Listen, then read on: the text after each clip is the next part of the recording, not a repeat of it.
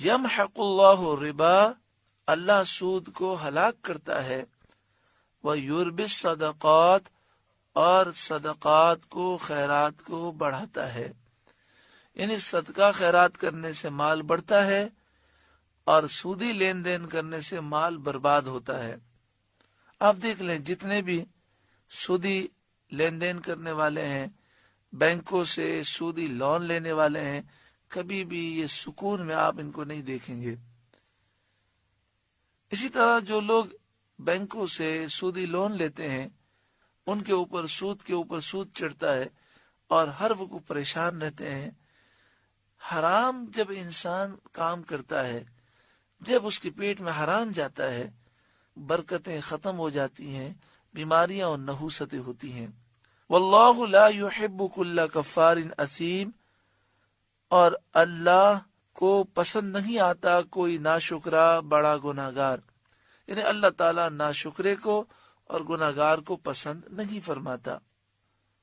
ان الذین آمنوا وعملوا الصالحات، بے شک وہ لوگ جو ایمان لائے اور انہوں نے اچھے اعمال کیے، واقاموا الصلاۃ، اور نماز قائم کی، وآتوا الزکاۃ، اور زکوٰۃ دی، لہم اجرہم عند ربہم، ان کے لیے ان کا اجر ان کے رب کے پاس ہے، ولا خوف علیہم، اور ان پر کوئی خوف نہیں ہے، ولا هم یحزنون، اور نہ وہ غمگین ہوں گے۔ یا ایھا الذین آمنوا اتقوا اللہ، اے ایمان والو اللہ سے ڈرو، وذروا ما بقی من الربا ان کنتم مؤمنین، اور جو سود باقی رہ گیا اسے چھوڑ دو اگر مسلمان ہو۔ جب یہ آیت کریمہ نازل ہوئی تو مسلمانوں نے سود کا لین دین چھوڑ دیا۔ آج بہت سے لوگ ایسے نادان ہیں کہ بینکوں میں سودی اکاؤنٹ میں پیسے رکھتے ہیں، سود لیتے ہیں اور کہتے ہیں ہم یہ سود کے پیسے غریب کو دے دیتے ہیں، غریبوں کی خدمت کرتے ہیں۔ یاد رکھیے سود لینے کا گناہ ہمارے نامہ اعمال میں لکھ دیا گیا۔ سود لینے والے پر نبی اکرم صلی اللہ علیہ وآلہ وسلم نے لعنت فرمائی، اور لعنت کے معنی یہ ہے کہ نبی کریم صلی اللہ علیہ وآلہ وسلم نے دعا کی کہ اللہ تعالیٰ کی رحمت سے وہ محروم ہو جائے۔ تو اس لیے ایسی حرکت نہیں کرنی چاہیے کہ ہم جو ہے سودی اکاؤنٹ میں پیسے رکھیں، سود لے کر غریب کو دیں، تو اس طرح کے معاملات ہمارے لیے جائز نہیں ہیں۔ فَإِن لَمْ تَفْعَلُوا، پھر اگر ایسا نہ کرو، فَأْذَنُوا بِحَرْبٍ مِّنَ اللَّهِ وَرَسُولِهِ، تو یقین کر لو اللہ اور اللہ کے رسول سے لڑائی کا، یعنی اگر تم سودی لین دین نہ چھوڑو گے تو تمہیں اللہ اور اس کے رسول کی طرف سے جنگ کا اعلان ہے۔ کون اللہ اور اس کے رسول سے مقابلہ کر سکتا ہے؟ تو لہٰذا ایسا شخص یقیناً تباہ و برباد ہو جائے گا۔ وَإِن تُبْتُمْ، اور اگر تم توبہ کرو، فَلَكُمْ رُؤُوسُ أَمْوَالِكُمْ، تو اپنا اصل مال لے لو، یعنی جو تمہاری اصل رقم ہے وہ لے لو اور سود چھوڑ دو۔ مثلا کسی نے 10 لاکھ روپے کا قرضہ کسی کو دیا ہے اور اس نے یہ مقرر کیا کہ آپ مجھے 12 لاکھ واپس کریں گے، 2 لاکھ روپے سود کے ہو جائیں گے، تو اسے یہ حکم دیا جا رہا ہے کہ اپنے 10 لاکھ واپس لے لو اور جو تم نے سودی معاہدہ کیا تھا اسے کینسل کرو اور اللہ کی بارگاہ میں توبہ کرو۔ لا تظلمون ولا تظلمون، نہ تم کسی کو نقصان پہنچاؤ نہ تمہیں نقصان ہو، یعنی کسی سے سودی رقم لے کر اسے نقصان مت پہنچاؤ، اور جو تمہارا اصل مال ہے وہ تم لے لو، اس میں تمہیں کمی کرنے کی ضرورت نہیں۔ وَإِن كَانَ ذُو عُسْرَةٍ فَنَظِرَةٌ إِلَىٰ مَيْسَرَةٍ، اگر قرض دار تنگی والا ہے تو اسے مہلت دو آسانی تک۔ وَأَن تَصَدَّقُوا خَيْرٌ لَكُمْ إِن كُنتُمْ تَعْلَمُونَ، اور قرض اس پر بالکل چھوڑ دینا تمہارے لیے اور بھلا ہے اگر تم جانو۔ یعنی مراد یہ ہے کہ اگر کسی نے کسی کو قرض دیا ہے اور وہ مقروض شخص تنگ دست ہو گیا تو ہمیں یہ حکم دیا گیا کہ ہم اسے مہلت دیں، اور ہم اسے کہیں کہ ہم آپ کو مہلت دیتے ہیں، جب آپ کو آسانی ہو تو قرض واپس کریں، اور اگر یقین ہو جائے کہ یہ تنگ دست واقعی ہے اور اس کی پوزیشن ہی نہیں ہے، تو فرمایا گیا کہ بہتر یہ ہے کہ اسے معاف کر دیا جائے۔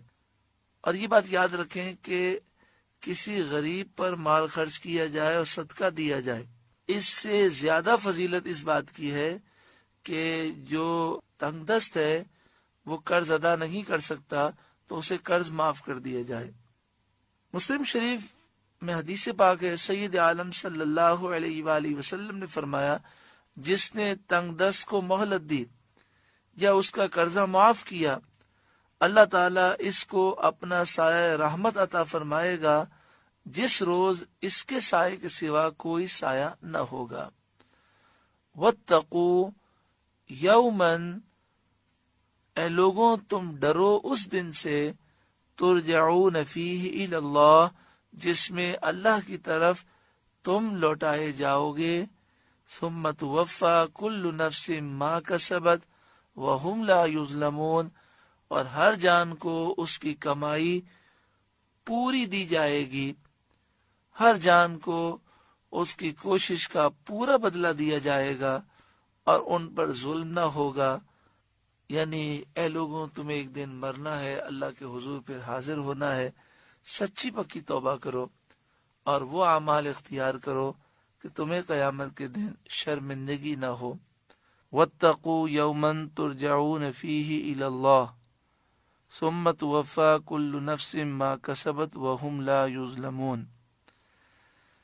اس آیت کریمہ کے بارے میں حضرت عبداللہ بن عباس رضی اللہ تعالی عنہما سے مروی ہے کہ یہ نازل ہونے والی سب سے آخری آیت ہے۔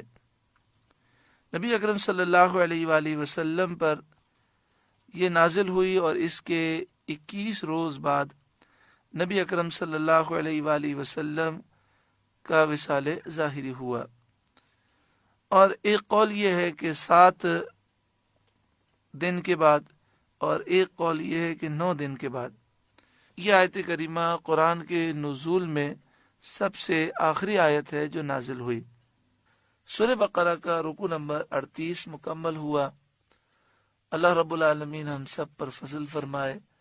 اس رکوع میں سودی لین دین پر کیسی مذمتیں ہیں، اور آپ سوچیں کہ فرمایا گیا کہ اگر تم نہ چھوڑو گے سودی لین دین کے معاملات تو تمہارے لیے اللہ اور اس کے رسول کی طرف سے اعلان جنگ ہے۔ ایک مسلمان یہ فرمان سن کر کانپ جاتا ہے۔ کسی بھی طریقے سے سودی معاملات میں کوئی ملوث ہے تو سچی پکی توبہ کرے، اپنے معاملات کلیئر کرے۔ بہت سے لوگ ایسے ہیں کہ جنہوں نے سودی لون لی ہوئی ہے، اور بہت سے لوگ ایسے ہیں جنہوں نے پیسے بینک میں رکھے ہوئے ہیں اور اس سے وہ سود حاصل کر کے یا تو اپنے کام میں استعمال کرتے ہیں یا غریبوں کی مدد کرتے ہیں۔ اور ابھی آپ نے سن لیا کہ یہ ناپاک مال ہے، اس سے غریب کی مدد کرنے میں ثواب نہیں مل سکتا، بلکہ ثواب کی نیت کرنا بھی حرام ہے۔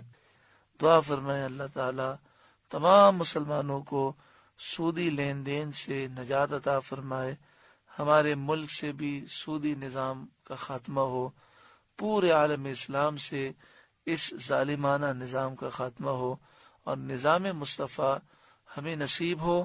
اس نظام کو قائم کرنے کے لیے اللہ تعالیٰ اہل حق کو بیداری اور غلبہ نصیب فرمائے۔